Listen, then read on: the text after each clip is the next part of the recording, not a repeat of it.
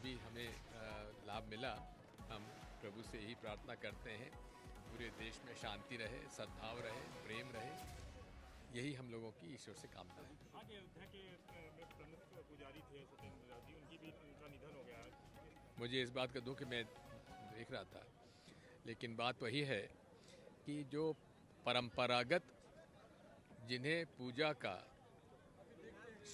जिम्मेदारी थी, जिनकी जिम्मेदारी थी, जो प्रबंधन हनुमानगढ़ी के तरफ से होता था, निर्मोही अखाड़े की तरफ से होता था, उसको बदलकर उन्होंने कुछ दूसरी संस्थाओं को दे दिया। वो नहीं करना चाहिए था।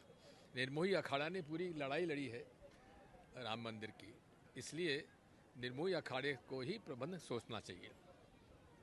मनोहर हमारा क्लासमेट रहा, लेकिन आप सुना आप लोगों में थोड़ा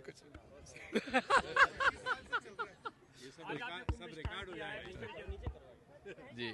आज आपने कुंभ में स्नान किया है, किस तरीके से देखा व्यवस्थाएं और क्या रहा? देखिए, बात यह है तो आस्था का प्रश्न है। इसमें मैं तो इतना ही कहूँगा कि हर व्यक्ति की आस्था जहाँ है उस पर उसे कायम रहते हुए, और इस देश में जो एक सर्वधर्म समभाव का एक हमारा चरित्र है, सभी धर्मों के प्रति सम्मान, उसको हम लोग मानते हुए, मैं तो ये पिछले 3 कुंभ में मैं यहाँ पर स्नान करने आया हूँ। तब मुख्यमंत्री था तब भी आया था, उसके बाद भी, और अर्ध कुंभ में भी 2019 में आया था। तो इसलिए ये मेरे लिए कोई राजनीतिक बात नहीं है, मेरे लिए आस्था का प्रश्न है। हमें इस बात का दुख है कि जो एक दुर्घटना हुई है उसका हमें खेद प्रकट करते हैं। ऐसा नहीं होना चाहिए था।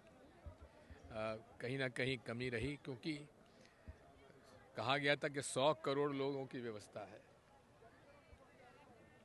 मेरे समझ में बात यह है कि इतनी गाड़ियां आएंगी, इसका अंदाज़ा शायद सरकार को नहीं था।